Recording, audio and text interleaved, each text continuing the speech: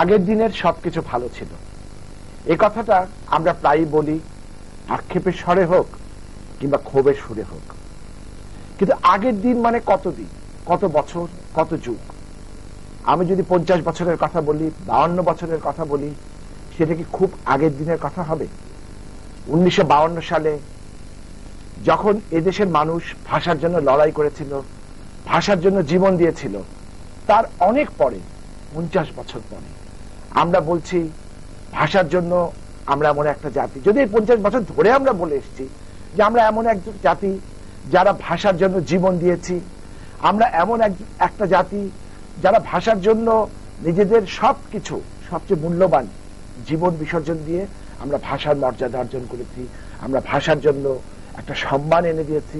হ্যাঁ, আমরা বাংলা ভাষায় কথা বলি এবং সেই বাংলা ভাষা অনেক বছর পরে আন্তর্জাতিক মাতৃভাষা দিবস হিসেবেও স্বীকৃতি পেয়েছে। বাংলা ভাষার জন্য যারা লড়াই করেছিল, যারা প্রাণ দিয়েছিল, সেই 52 সালের 8ই ফাল্গুন পরবর্তী পর্যায়ে যেটা 21শে ফেব্রুয়ারিতে আমরা পালন করি। আজকে যখন বাংলা ভাষার এত সম্মান, আন্তর্জাতিক মাতৃভাষা দিবস আমরা বলছি, তখন যে দেশের ছেলেরা ভাষার জন্য প্রাণ দিয়েছিল সে দেশে বাংলা ভাষার অবস্থান কেমন, সে দেশে আমরা বাংলা ভাষা নিয়ে কতটুকু পড়াশোনা করছি, গবেষণা করছি। যারা এই অনুষ্ঠান দিনের বেলা দেখছেন তাদের জন্য আর একদিন পরেই 21শে ফেব্রুয়ারি, আর যারা রাতের বেলা দেখছেন কিছুক্ষণ আগে রাত 12টা বেজেছে, 21শে ফেব্রুয়ারির প্রথম প্রহর পার হয়েছে। এখন আমরা বাংলা ভাষা নিয়ে এই আলোচনায় যখন বসেছি, তখন আরো একটা তথ্য, মঙ্গল গ্রহে একটা নভোযান নেমেছে যেখানে পৃথিবীর 17টা ভাষায় কথা রয়েছে, তার মধ্যে বাংলা ভাষা রয়েছে। এটাও কি আমাদের জন্য খুব গর্বের? আমি এই মুহূর্তে সে বিষয়ে যেতে চাচ্ছি না, কিন্তু আমার পাশে এমন দুজন ব্যক্তিত্ব বসে রয়েছেন যাদের অনেক কিছু বাংলা ভাষা নিয়ে বলার অধিকার আছে। আমি মনে করি আমার বাম পাশে রয়েছেন ডক্টর হুমায়ুন আজাদ। স্বাভাবিকভাবে আমি আশা করব ডক্টর হুমায়ুন আজাদ যখন এখানে রয়েছেন তখন এমন কিছু আলোচনা হবে যে আলোচনা আপনাদের অত্যন্ত ভালো লাগবে। আর হুমায়ুন আজাদের পরিচয় দিতে গিয়ে কবি, অধ্যাপক, ভাষা বিজ্ঞানী এইটুক বললেই কি যথেষ্ট হবে? আমার পাশে বসে রয়েছেন আরো একজন ডক্টর আতিউর রহমান, প্রধান পরিচয় যার অর্থনীতিবিদ হিসেবে। প্রশ্ন আসতে পারে একজন অর্থনীতিবিদ কেন এই অনুষ্ঠানে? ডক্টর আতিউর রহমান শুধু যে অর্থনীতিবিদ তা নয়, তিনি বাংলা ভাষার উপর অনেক গবেষণামূলক কাজ করেছেন। আমি প্রথম ডক্টর হুমায়ুন আজাদকে আমি প্রশ্ন করতে চাই, যিনি আজকে 21শে ফেব্রুয়ারির আগের মুহূর্তে এই অনুষ্ঠানে একটি জিন্সের শার্ট পরে এই অনুষ্ঠানে এসেছেন। আমি বলতে চাচ্ছি যে এই যে গবেষণার কাজ করছেন আপনি এবং ডক্টর আতিউর রহমান দুজনে, আদৌ এই গবেষণা কোনো কাজে লাগছে কি? যে বাঙালি বলতেই যে প্রাচীনত্ব বোঝায়, যে পাঞ্জাবি পড়তে হবে, পাজামা পড়তে হবে, একটু নিয়মান হতে হবে, খুব বিনীত থাকতে হবে এবং অত্যন্ত আঞ্চলিক হতে হবে। আমি নিজে বাংলার ছাত্র ছিলাম, অধ্যাপক, এবং আমি কবিতা লিখি বাংলায়, কবিতা, প্রবন্ধ, উপন্যাস, গবেষণা, এবং আমি সাধারণত কথায় কখনো ইংরেজি শব্দ ব্যবহার করি না। কিন্তু আমি এই জিন্সের শার্টকে বাংলা বিরোধী বলে মনে করি না, আমি সবসময় জিন্স পরি। আমি এই ব্যাপারটি খুব গুরুত্বপূর্ণ বলে মনে করছি, সাগরজি বলেছেন, সেটা হচ্ছে বাংলাকে আধুনিক হতে হবে, আন্তর্জাতিক হতে হবে। বাংলা মানেই শুধু পিছিয়ে পড়া এই জিন্সের সঙ্গে, কম্পিউটারের সঙ্গে বা নভোযানের সঙ্গে বাংলার কোনো বিরোধ নেই। আমি এটাকে মিলিত করতে চাই।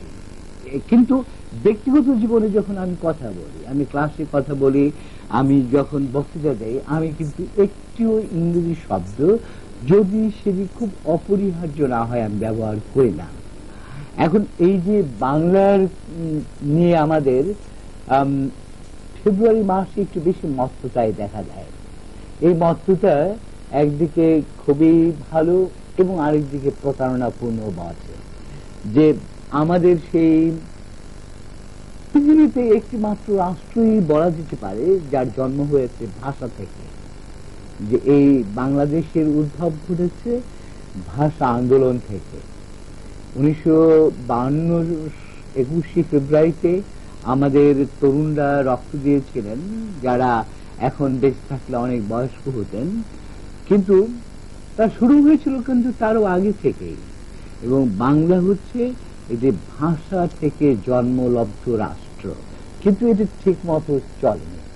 আমরা চেয়েছিলাম যে বাংলা ভাষা আমাদের জীবনের সমস্ত ক্ষেত্রে ব্যবহৃত হবে। অবশ্যই 21-এর যে রক্তদান, সেটি একটি অসামান্য অর্জন আমাদের জন্য নিয়ে এসেছে। সেটা হচ্ছে 21শে ফেব্রুয়ারির পরিণতি হচ্ছে 1971 এবং বাংলাদেশের উদ্ভব বা আমাদের স্বাধীনতা লাভ। এটি হচ্ছে অসামান্য লাভ, কিন্তু তারপর আমরা নানা রকম ব্যর্থতার মধ্যে গিয়েছি।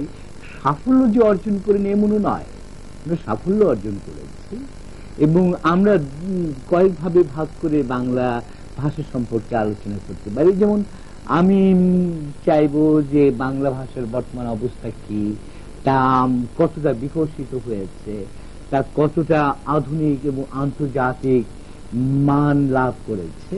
এবং আমার সঙ্গে যিনি রয়েছেন ডক্টর আতিউর রহমান, তিনি অর্থনীতিবিদ এবং তিনি বাংলায় অনেক সময় গবেষণা করেন, তার বাংলার প্রতি অত্যন্ত গভীর আকর্ষণ রয়েছে। তিনি যদি এই ব্যাপারটি ব্যাখ্যা করেন যে আমাদের যারা সমাজ বিজ্ঞানের সঙ্গে অর্থনীতির সঙ্গে জড়িত, তারা বাংলাকে কোন দৃষ্টিতে দেখে থাকেন। আমি তো কবি, ঔপন্যাসিক, প্রাবন্ধিক, ভাষাবিজ্ঞানী, বাংলার সঙ্গে আমার একটি প্রতি মুহূর্তের সম্পর্ক। কিন্তু যারা অন্যান্য পেশায় রয়েছেন, অর্থনীতির চর্চা করছেন, সমাজ বিজ্ঞানের চর্চা করছেন, তারপর অসরকারি প্রতিষ্ঠানের সঙ্গে যুক্ত থাকছেন, বিদেশের নানা রকম অর্থ যোগাযোগ, ক্ষুদ্র ঋণ, বৃহৎ ঋণ, ধন অর্জন, তারপর ঋণ খেলাপ করা, তারা কিভাবে বাংলা দেখছেন, এটা আতিউর রহমান যদি বলেন খুব ভালো হবে। ডক্টর আতিউর রহমানের কাছে যাওয়ার আগে আমি আপনার সাথে একটুখানি কথা বলতে চাই। যেমন বাংলা ভাষা নিয়ে কিন্তু অনেক রকম শব্দের ব্যাপারে, শব্দ চয়নের ব্যাপারে আমাদের নানা রকম দ্বিমত রয়েছে। যেমন এই মুহূর্তে আপনি একটা শব্দ ব্যবহার করেন অসরকারি, আমরা বেশিরভাগ ক্ষেত্রে পত্রিকা দেখি বেসরকারি। এইটাই মজা। আমি বাংলা ভাষায় বলা যায় যে ব্যক্তিগতভাবে আমি বিশুদ্ধতম বাংলা ব্যবহারের পক্ষপাতী। এক গবেষক অবশ্যই দেখিয়েছিলেন, ঈশ্বরচন্দ্র বিদ্যাসাগর থেকে শুরু করে আমি পর্যন্ত লেখক, রাজনীতিবিদ, তার মধ্যে ঈশ্বরচন্দ্র বিদ্যাসাগর রয়েছেন, রবীন্দ্রনাথ ঠাকুর রয়েছেন, শেখ মুজিবুর রহমান রয়েছেন এবং শেষে আমিও রয়েছি। তিনি একটি পরিসংখ্যান দেখিয়েছেন যে আমার ভাষাই হচ্ছে সবচেয়ে বিশুদ্ধ বাংলা, যিনি তখনই বিদেশি শব্দ বা উপসর্গ, অনুসর্গ ব্যবহার করেন না। এই যে বে একটি ফার্সি প্রত্যয়, এটি আমি ব্যবহার করতে চাই না, আমি অসরকারি ব্যবহার করছি। আমি চাই বাংলা ভাষাকে শক্তিশালী করা। এর কোন ভাষাই কিন্তু শুরু থেকেই সম্পূর্ণভাবে বিকশিত হয় না, তাকে বিকশিত করতে হয়। আমি এই কাজটি করি। অন্যরা যেখানে প্রচুর ইংরেজি শব্দ ব্যবহার করে, বিশেষ করে আমাদের উচ্চবিত্তরা, তারা মনে করেন যে প্রচুর পরিমাণে ইংরেজি শব্দ ব্যবহার করলে গৌরব বৃদ্ধি পায়, তাদের সামাজিক মর্যাদা সুরক্ষিত থাকে এবং তারা উঁচু অবস্থানে থাকেন। এটা আর আমি বিপক্ষে। আমার লেখাও কিন্তু কখনোই ইংরেজি শব্দ পাওয়া যাবে না, খুবই কম, যদি অপরিহার্য হয় তাহলে ব্যবহার করব। আমি এটাও চাইবো যে বাঙালির, যেমন জাপানিরা বা ধরেন জার্মানরা বা ফরাসিরা বা এমনকি রুশ দেশবাসীরা, ওরাও কিন্তু ইংরেজিকে বিশেষ গুরুত্বপূর্ণ বলে মনে করে না, ওরা জানেও না। যেমন একজন জার্মানকে যদি জিজ্ঞেস করেন ইংরেজিতে একটি প্রশ্ন, সে উত্তর দেবে যে আমি ইংরেজি জানি না। এটি তার কোনো মানে অগৌরব উত্তর দেবে যদি সে যেটা বুঝতে পারে। এখন যেমন কিছু শব্দ, যেমন আপনি এখন বসে রয়েছেন কোথায়, নিশ্চয়ই একটা চেয়ারে বলবেন। চেয়ারটা কি এখন বাংলা শব্দের সাথে মিলে গেছে না বাংলা ভাষার সঙ্গে? এইটা হচ্ছে যে আমাদের কতগুলো প্রতিটি ভাষাই বলা যে সম্পূর্ণরূপে স্বনির্ভর নয়। ইংরেজি ভাষা পৃথিবীর বিভিন্ন অঞ্চল থেকে শব্দ সংগ্রহ করে, কারণ ইংরেজদের যে সাম্রাজ্যবাদ, তারা যে সারা পৃথিবী 200 বছর যে দখল শাসন করেছিল, করেছিল, তাদের সূর্যাস্ত হতো না, তারা সংগ্রহ করেছে, কিন্তু আমাদের উপর কিন্তু চাপিয়ে দেওয়া হয়েছে। যেমন আমাদের প্রথম যদি ধরি, যে দেশে ফার্সিকে চাপিয়ে দেওয়া হয়েছে, তারপর ইংরেজিকে চাপিয়ে দেওয়া হয়েছে। যেমন আমি যখন প্রথম জানি, বাল্যকালে প্রথম আমি বুঝতে পারি যে সবুজ শব্দটি বাংলা নয়, আমি যে কি মর্মাহত হয়েছিলাম যে এটি বাংলা নয়। যখন প্রথম শুনি যে কলম বাংলা নয়, আমি যখন শুনি যে ফসল বাংলা নয়, আমি খুবই মর্মাহত হয়েছিলাম। এগুলো কিন্তু এই যে বাংলা, যে খাজনা বাংলা নয়, এটা কিন্তু আমাদের উপর চাপিয়ে দেওয়া হয়েছে। কিন্তু ইংরেজরা যখন ব্যবহার করে লাঠিচার্জ, এটা কিন্তু তাদের উপর চাপিয়ে দেওয়া হয়, তারা এটাকে গ্রহণ করেছে। এই দুটো ব্যাপার বুঝতে হবে। একটা হচ্ছে আমরা বলি যে ভাষাকে আমরা গ্রহণ করছি, আর একটা হচ্ছে সাম্রাজ্যবাদী প্রক্রিয়ায় একটি ভাষাকে যদি পারা যায় সম্পূর্ণ উৎখাত করে দেয়, বা না পারা গেলে তার বিশেষ একটা এলাকাকে দখল করা। যেমন ধরা যাক 1950 দখল পর্যন্ত বাংলা ভাষার উপর যে আরবি এবং ফার্সির যে প্রাধান্য ছিল, সেটা কিন্তু এখন আর নেই।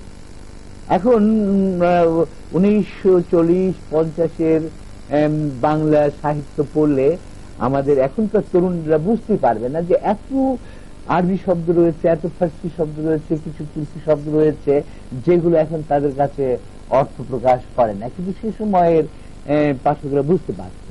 তারপরে যে সমস্ত প্রচলিত শব্দের কথা বললেন, ফসল, কলম, এগুলো তো আর কোনোদিনই বাংলা শব্দ, বাংলা ভাষার বাইরে যাওয়ার কোনো সম্ভাবনা নেই। না, অবশ্যই আছে। যেমন আমি সাধারণত শস্য ব্যবহার করি।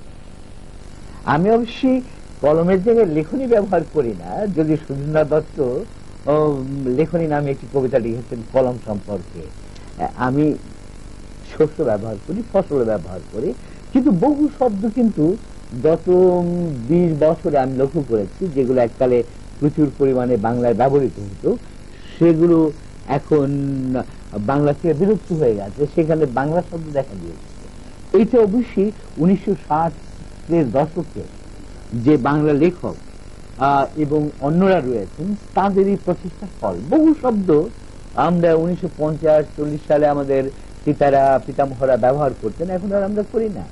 আমি আরেকটু সময় নেব আপনাকে আসার জন্য, কারণ ইদানিং আরেকটা শব্দ যা ঢাকা শহরে বিশেষ করে আমি দেখতে পাচ্ছি, যে কিভাবে আপনি এসছেন, সিএনজিতে করে এসছেন, একটা শব্দ চালু হয়ে গেছে। এবং সিএনজি কিন্তু কোন গাড়ি, বেবি ট্যাক্সির বদলে যেটা ব্যবহার করা হচ্ছে, সেটাকে সিএনজি চালিত, কিন্তু নাম বলছি আমরা সিএনজিতে করে এসছি। এইটা হয়েছে কি, প্রতিটি ভাষায় প্রতি দশকে কিছু শব্দ উদ্ভূত হয়, প্রতি দশকে। এটা কিন্তু শুধু বাংলায় নয়, ফরাসিতে, ইংরেজিতে এবং অন্যান্য ভাষায়। যদিও ফরাসি এবং জার্মানরা খুব রক্ষণশীল, নিজের ভাষায় কোনো বিদেশি শব্দ ঢুকতে দেয় না, কিন্তু ইংরেজি ভাষায় প্রতি দশকে কিছু শব্দ উদ্ভূত হয়, কিছু অপশব্দ উদ্ভূত হয়, খুব জনপ্রিয় লাভ করে, এবং পরের দশকে সেগুলো আবার লুপ্ত হয়ে যায়।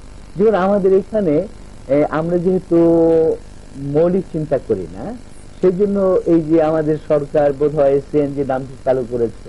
সরকার তো চালু করেনি, জনগণ চালু। না না, এই যে জনগণ চালু করেনি। এই যে গাড়িটির গায়ে লেখা থাকে সিএনজি চালিত, এখন এইটা যেহেতু আমি নিজেও জানি না সিএনজি আসলে কি বোঝায়, আমি নিজেই জানি না। আমি বুঝি যে এটা গ্যাস দ্বারা চালিত একটি যানবাহন। এই আমাদের বলা যেতে পারে যারা সিদ্ধান্ত গ্রহণ করেন, তারা যদি প্রথম এই চিন্তাটা বাংলায় করেন, তাহলে এটা খুব জনগণের জন্য উপকারের হয়। তারা প্রথমেই চিন্তাটা করেন, এটা চিন্তা তারা করেন না, তারা বিদেশ থেকে ধার করেন। কিন্তু সিএনজি কোথাও পৃথিবীতে নেই, সিএনজি চালিত যান, এটা মানুষের মুখে মুখে ছড়িয়ে কিন্তু এটা চলে গেছে। এবং এখন আপনি যেটা বলছেন, এতদিন পর ফসল শব্দটা এত বছর এখানে এসছে, সেটাকে আপনি শস্য ব্যবহার করছেন, তাহলে এখনই কেন আপনারা এটা বিরুদ্ধে যাচ্ছেন না যে সিএনজি আমরা বলবো না? না, সিএনজির বলবো না আমি, সেখানে তো আপনারা বুদ্ধিজীবী, এখনই আমি বলছি যে সিএনজি ব্যাপারটা একটা সস্তা চিন্তার পরিচয়, যে এইটা কি, ব্যাপারটা কি। এটা যদি বলতো যে ধরুন গ্যাস, গ্যাস শব্দটা কিন্তু নিরর্থক, এটা কিন্তু কোনো অর্থ, এটা একটি বানানো শব্দ, এটি মূলত এর কোনো অর্থ প্রকাশ করে না। যারা ভাষা বিজ্ঞানী, বহু অর্থে গ্যাস ব্যবহার না না, গ্যাস শব্দটি কিন্তু আসলে একটি হঠাৎ তৈরি করা শব্দ। যদি বলা হতো গ্যাস চালিত, তাহলে খুব চমৎকার হতো।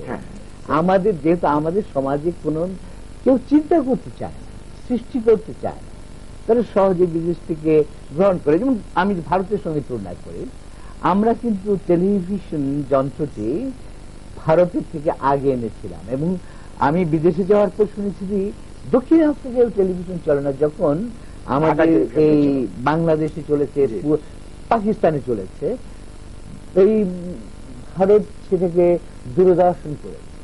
আমাদের উচিত ছিল প্রথমে থেকে দূরদর্শন করা, আমরা কিন্তু দূরদর্শন করিনি, আমরা এটাকে পিটিভি সেইকালে করেছি, এখন বিটিভি করেছি।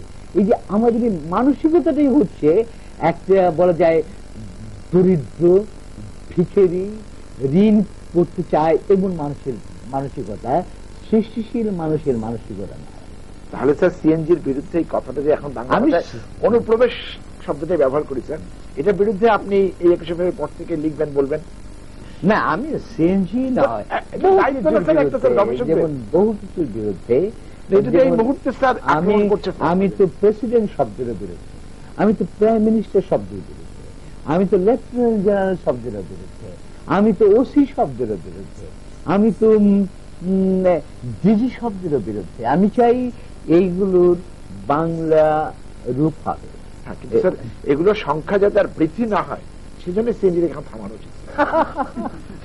বলা যায় রাষ্ট্র এখন সিএনজিতে চলছে, জনগণের মুখে এসেছে। না না, জনগণ এই দেশে খুবই শক্তিহীন, তারা কিছুই নিয়ন্ত্রণ করে না, তাদের উপর চাপিয়ে দেয়। আজকে কিন্তু আমরা বসেছি জনগণের আত্মত্যাগের জন্যই বাংলাদেশ। আপনি একটু আগে বলে দিলেন জনগণ এত কঠিন নিয়ন্ত্রণ। আমি তাহলে বোধহয় আতিউরের সময় আর একটু ধার নিতে চাই।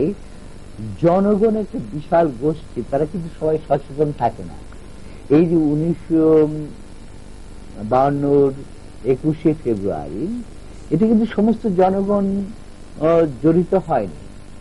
ঢাকা বিশ্ববিদ্যালয়ের কিছু ছাত্র জড়িত হয়েছে, এবং আরো জড়িত হয়েছে কিছু লেখক। তারাই প্রথম দেখিয়েছেন যে উর্দু যদি চাকরি দেওয়া হয় তাহলে কিরকম বিভীষিকা তৈরি হবে। পরে জনগণ তার সঙ্গে যোগ দিয়েছে, এবং আমরা তো একটি গবেষণা করেছিলাম আতিউরের সঙ্গে। আমি দেখিয়েছিলাম যে 1940 থেকে 1952 পর্যন্ত যে বাংলা সাহিত্য পাওয়া যায়, সেই সাহিত্যকে যদি বিশ্বাস করি তাহলে বাংলাদেশের এই ভাষা আন্দোলন একটা দুর্ঘটনা। আমাদের লেখকেরা পাকিস্তানবাদে অত্যন্ত উৎসাহী ছিলেন, পাকিস্তান জিন্দাবাদ জিন্দাবাদ জিন্দাবাদ করতে করতে তারা পাগল হয়ে গিয়েছিল। এখানে আমি আপনার কাছে আবার আসছি, কিন্তু ডক্টর আতিউর রহমানকে আমার মনে হয় দর্শকরা উদ্গ্রীবে বসে রয়েছেন তার কথা শোনার জন্য। আমরা ডক্টর আতিউর রহমানের কাছ থেকে প্রথম শুরুটুকু আশা করি। না, হুমায়ুন ভাই যেখানে বললেন যে ভাষা আন্দোলন যেটা শুরু হয়েছিল মুষ্টিমেয় তরুণ আমাদের ঢাকা বিশ্ববিদ্যালয়ের পক্ষ থেকে তারা শুরু করেছেন, কিন্তু এটার পরবর্তীকালে এটা একটি ব্যাপক একটা আর্থসামাজিক আন্দোলনের রূপ নিয়েছিল। সেই গবেষণাতে আমরা সার্ভে করেও দেখেছি, অনেক জরিপে দেখেছি যে এটা সাধারণ মানুষের একটা আন্দোলনের পরবর্তীকালে রূপ নিয়েছিল। এবং যে কথা হুমায়ুন ভাই আরেকটু বললেন যে এরই একটা ধারাবাহিকতায় 1971 সালে এসে আমরা বাংলাদেশ পেলাম। কিন্তু এই যে বিবর্তন, একটা ভাষা থেকে একটি রাষ্ট্রের জন্ম, সেই রাষ্ট্রটি এখন কেমন আছে তার একটা হয়তো ব্যঙ্গ করে হুমায়ুন ভাই বললেন। কিন্তু আমি কয়েকটা তথ্য দিই, সম্প্রতিকালের কয়েকটি তথ্য দিই যে বাংলা ভাষার কি দুরবস্থা। এটা আমি বলতে চাই এই কারণে, সম্প্রতিকালে আমরা জানেন প্রায় 50টির মতো বাংলাদেশে নতুন ব্যাংক হয়েছে। এই 50টি ব্যাংকের মধ্যে একটি ব্যাংকে সেই অর্থে বাংলা শব্দের ব্যাংক হয়নি, পুরোপুরি বাংলা শব্দের ব্যাংক হয়নি।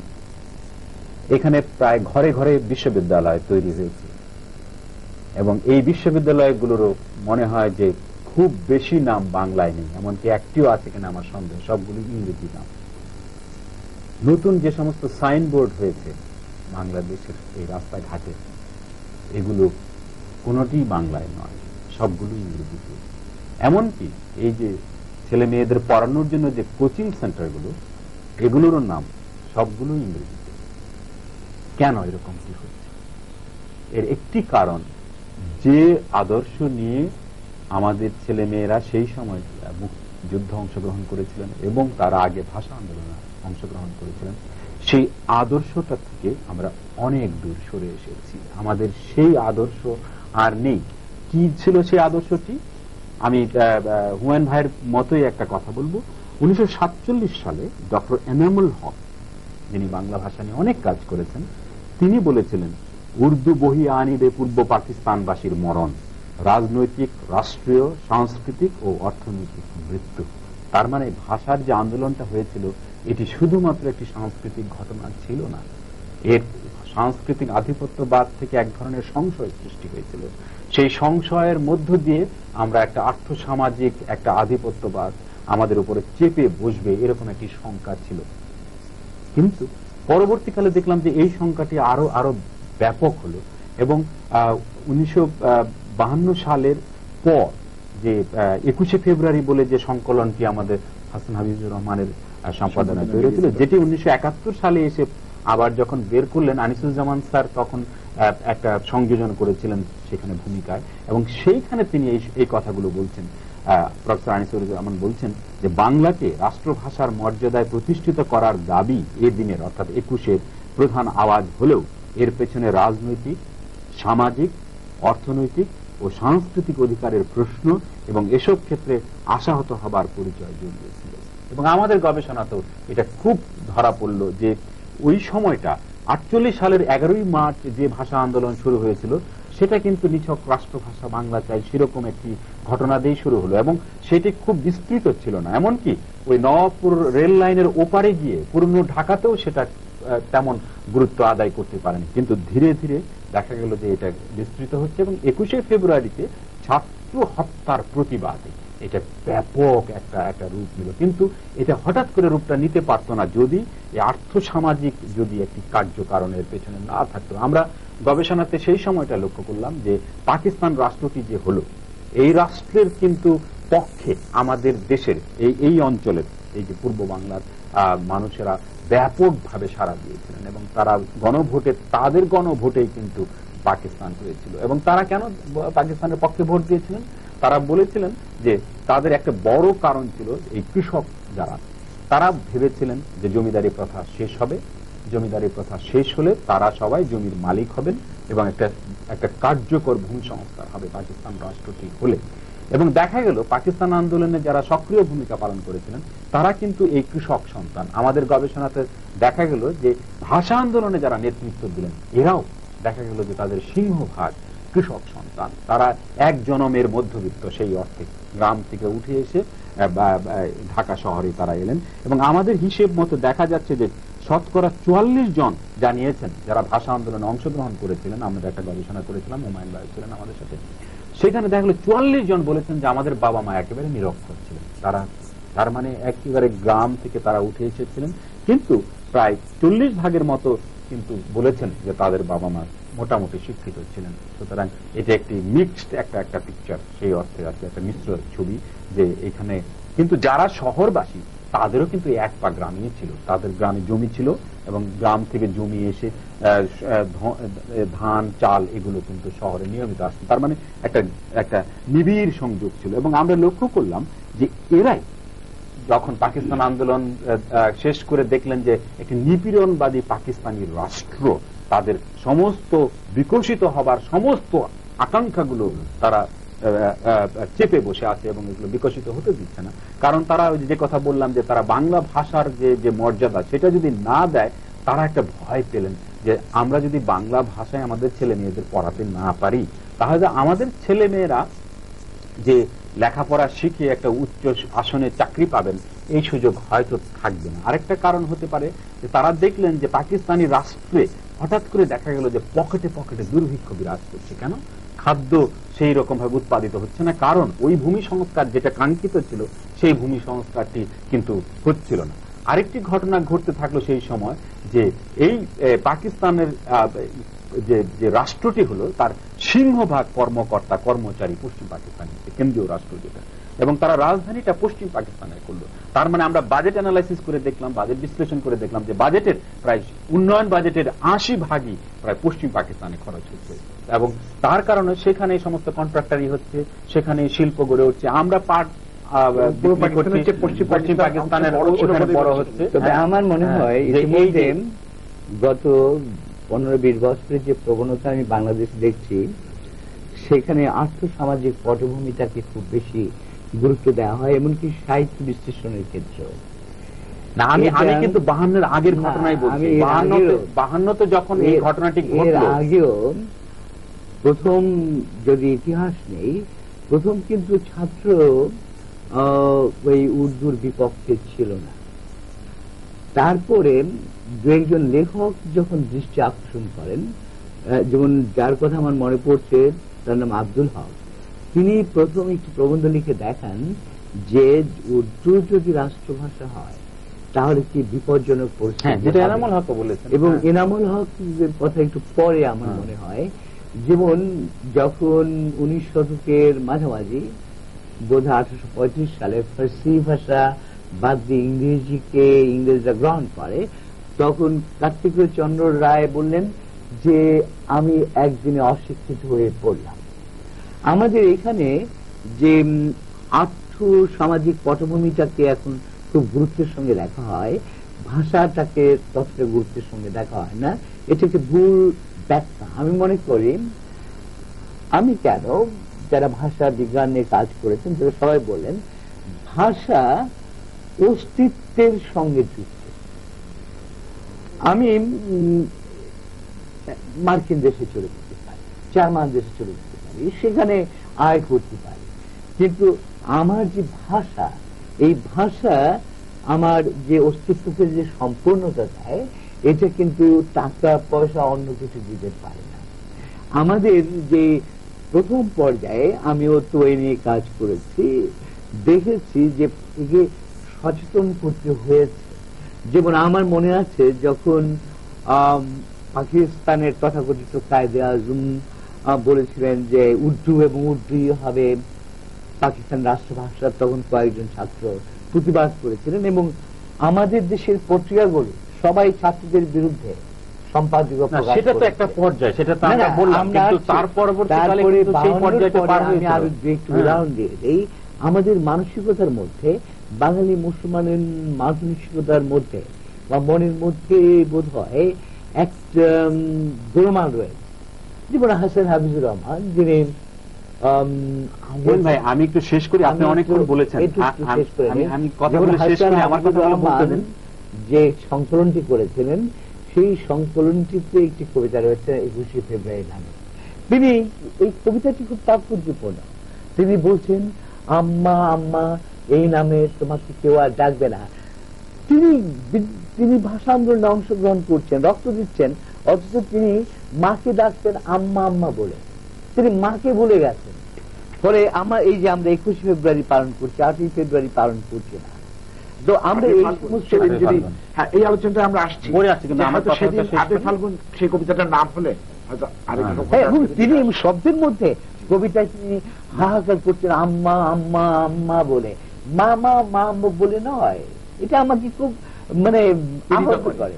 আমি যে কথাগুলো বলতে চাচ্ছিলাম, আমি এই আমার কথাটা শেষ করি, তারপরে আমরা বিতর্কে নামতে পারবো। আমি দুটোতেই হতে পারে যে আমি যেটা বলতে চাচ্ছিলাম যে সেই সময় একটি আর্থসামাজিক ক্ষেত্র প্রস্তুত ছিল বলেই সংস্কৃতির ঘটনাটি এটি পরবর্তীকালে খুব দ্রুত প্রসারিত হতে পেরেছিল, এবং আমরা ভাষা নিঃসন্দেহে একটা অস্তিত্বের প্রতিফলন, এবং আমরা বাংলা ভাষা কিংবা নিজের মাতৃভাষা যখন কথা বলি আমরা অনেক বেশি নিরাপদ বোধ করি।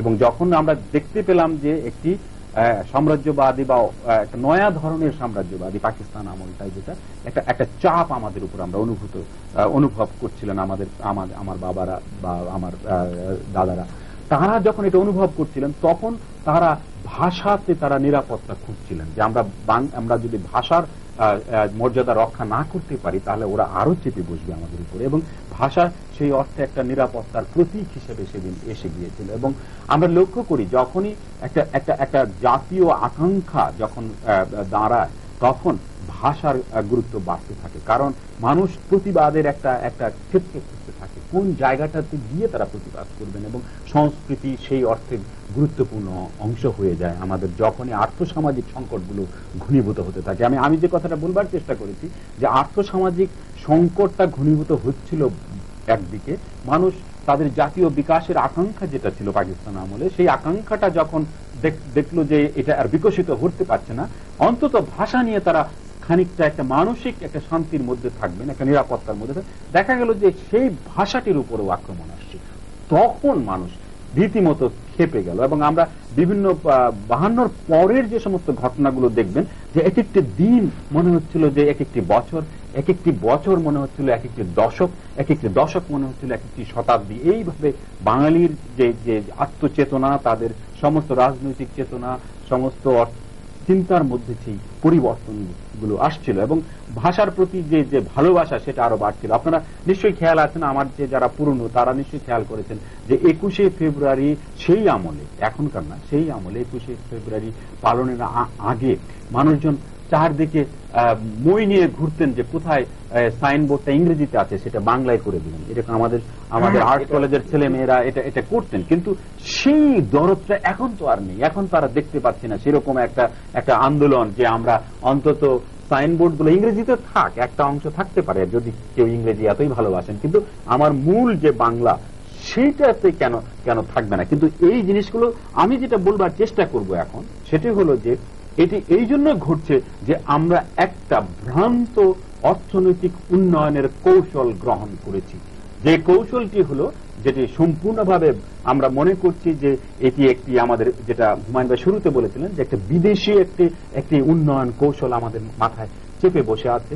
সেই কৌশলটি হলো যে আমরা বাজারের কাছে সম্পূর্ণভাবে ছেড়ে দিব, রাষ্ট্র অবসর নেবে এবং ব্যক্তি বিশেষের কিংবা কতিপয়ের অর্থনীতি হবে, কারণ আমাদের চাই প্রবৃদ্ধি। এখন প্রবৃদ্ধি আমরা নানাভাবে চাইতে পারি, আমরা কয়েকজন মানুষের উপরে ভর করেও কিন্তু একটি বড় ধরনের প্রবৃদ্ধি অর্জন করতে পারি। এবং বাংলাদেশের অর্থনীতি গত কয়েক বছর থেকে আমরা বা গত 1-2 দশক থেকেও খেয়াল করছি যে ওই দিকে মুভ করছে, যে মূল আন্দোলনটা আমরা করেছিলাম যে একটি সাম্যের বাংলাদেশ আমরা গড়ে তুলব, যেখানে দারিদ্র নামক এই ভূতটি থেকে আমরা আমাদের মাথা থেকে সরিয়ে ফেলবো, আমাদের যে অর্থনৈতিক বৈষম্যগুলো ছিল, যে দুই পাকিস্তানের যে অর্থনীতি ছিল সেই সময়, সেটা থেকে আমরা দূরে সরে আসব এবং আমরা এমন একটি বাংলাদেশ গড়ে তুলব যেখানে আমাদের সংবিধান বলছে, যেখানে নারীতে পুরুষে বৈষম্য থাকবে না, সমাজে বৈষম্য থাকবে না, সেখানে একটা সুন্দর সুস্থির একটা অর্থনীতি গড়ে উঠবে। কিন্তু গত কয়েক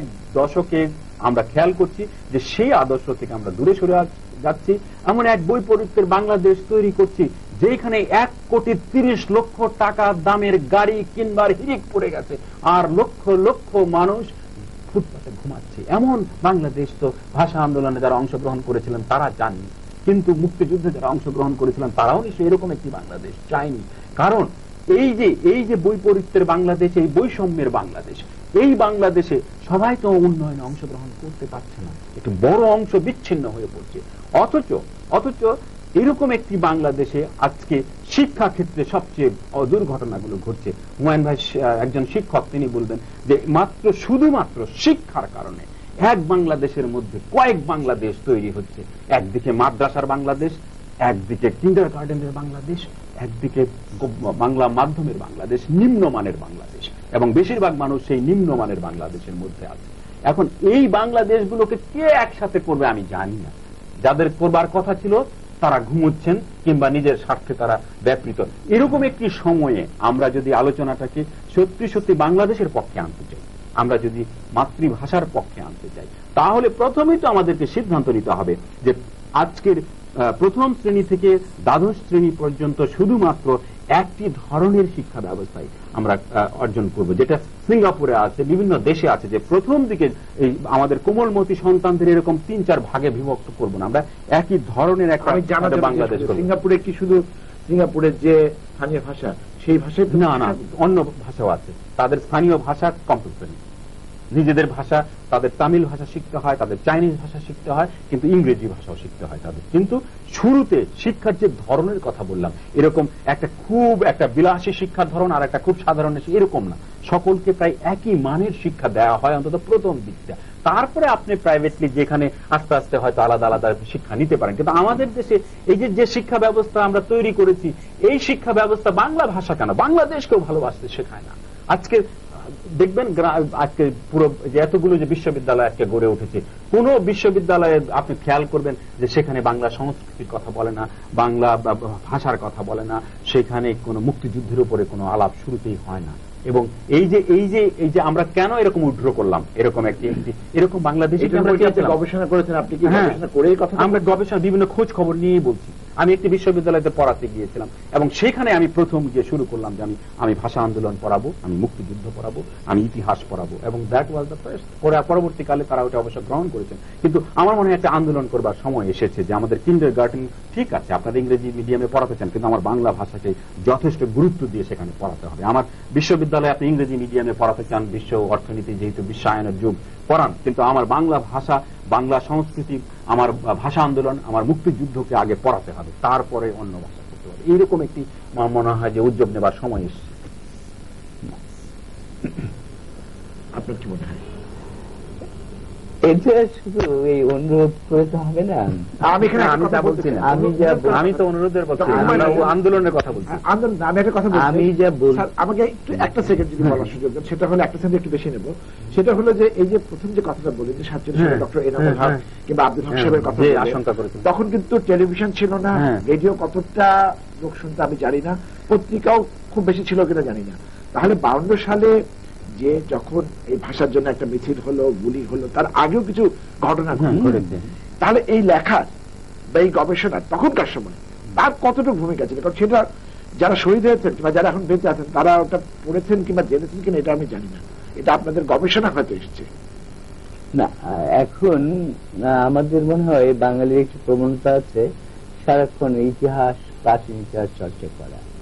এখন আমরা চাইবো যে বর্তমানে আমরা কেমন আছি, আমি ওই ইতিহাস আর যেতে চাই না, যে আমাদের যে বাংলাদেশের বাংলা ভাষা প্রচলিত হচ্ছে না, এর কারণ হচ্ছে আমাদের সমাজ বলা যায়, যদি আমরা মোটা দাগে ভাগ করি, দুটি ভাগে ভাগ হয়ে যাচ্ছে। একটি হচ্ছে নিম্নবিত্ত, যেখানে শতকরা 80 জন কি 90 জন লোক, আর আছে ক্ষমতাশালী উচ্চবিত্ত সম্প্রদায়।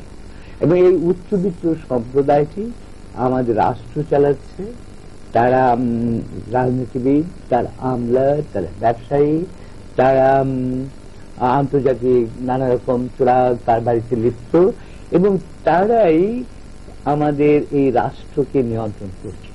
এবং তারা মনে করছে, সবচেয়ে বড় কথা, তারা শিক্ষিত স্যার না, তারা শিক্ষিত নয়, সুশিক্ষিত। আমাদের যারা আমলা, তারা হয়তো এমএ শ্রেণীতে প্রথম শ্রেণী পেয়েছিল, কিন্তু তারপর আর কোনো লেখাপড়া করে, তারা শুধুমাত্র যে ক্ষমতা এসছে তাদের স্তুতি করেছে, স্তব করেছে। আমাদের একটি রাষ্ট্র যদি বিকশিত হতে চায়, তার সৃষ্টিশীলতা দরকার।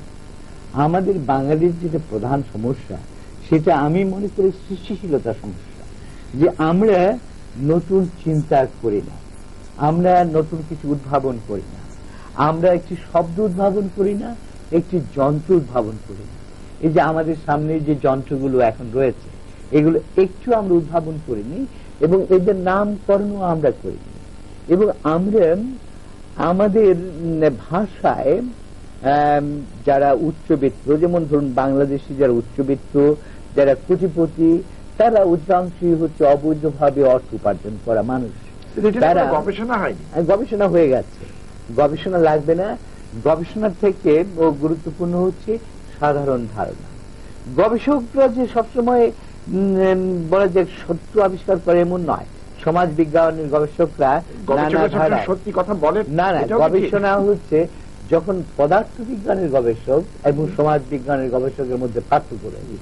সমাজ বিজ্ঞানের গবেষক বিভিন্ন ধারায়, বিভিন্ন স্বার্থে গবেষণা করে থাকেন, সেটা আমি যেটা বলছি সেটা হচ্ছে যে আমাদেরকে সৃষ্টিশীল হতে হবে। আমাদের এখানে যে কোন ক্ষেত্রেই আমাদের রাষ্ট্র চায় না যে আমরা সৃষ্টিশীল হই। এটা আমাদের প্রধান সমস্যা, যে বাংলা প্রচলিত হচ্ছে না। কারণ মনে করা যায় যে একটি আমলা একটি নথি লিখবেন, তিনি চান না যে বাংলায় বাক্যটি শুদ্ধভাবে লিখবেন, তাহলে তাকে চিন্তা করতে হয়। তিনি ইংরেজি যেহেতু এই ইংরেজরা তৈরি করে দিয়ে গেছেন, তিনি ওই বাক্যটি লিখে কোন রকমে তার কাজ সম্পন্ন করেন। অর্থনীতির ভাষায় যদি বলি, সেই আগের দিনের সেই একটা প্রোটেক্টেড যে অর্থনীতি, যেটা বা সংরক্ষিত অর্থনীতি, সেই দিন কিন্তু আজকে আর নাই। আজকে এই বিশ্বায়নের যুগে আপনার একা শুধু মানে একটা অর্থনীতি পরিচালনা করবার আর সুযোগ নেই। তার মানে এই নয় যে আমরা নিজেদের উৎপাদন কিছুই করব না। যেখানে আমাদের ব্যবসায় লাভ হবে, যেখানে উৎপাদনে আমাদের লাভ হবে, নিশ্চয়ই আমরা সেখানে উৎপাদন করব। কিন্তু আজকের দিনে শুধু একা একটা অর্থনীতি পরিচালনা করবার কোনো সুযোগ নেই। এই আমাদের মোবাইল ফোনে আসি, সেখানে একটি বোধহয় এলাকা আছে ভাষা, সেখানে ইংরেজি,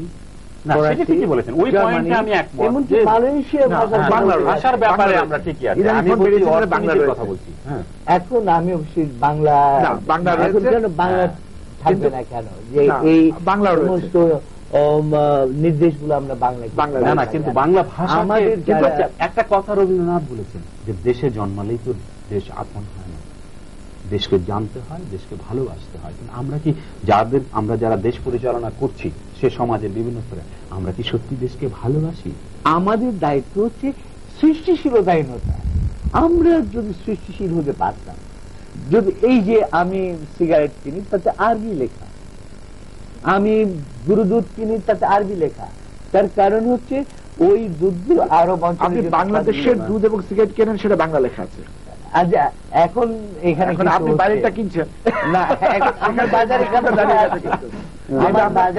সেটা আমার মনে হয় যে আমার দুপাশে আমাদের দেশের দুজন বিশিষ্ট ব্যক্তি রয়েছেন, এবং আমরা শেষটা এইভাবে করতে পারি।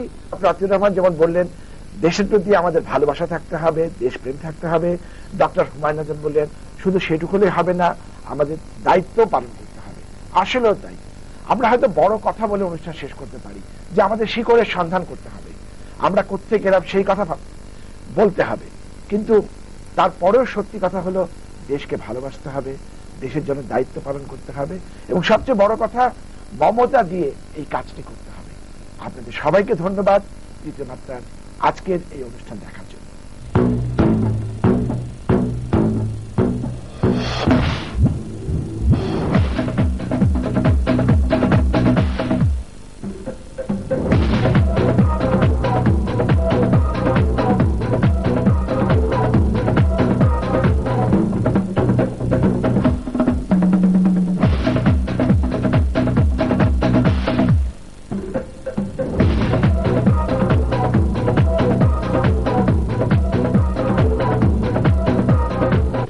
দেখেছি বুকের মাঝে সকাল বিকাল সাঁঝে, ও প্রেয়সী।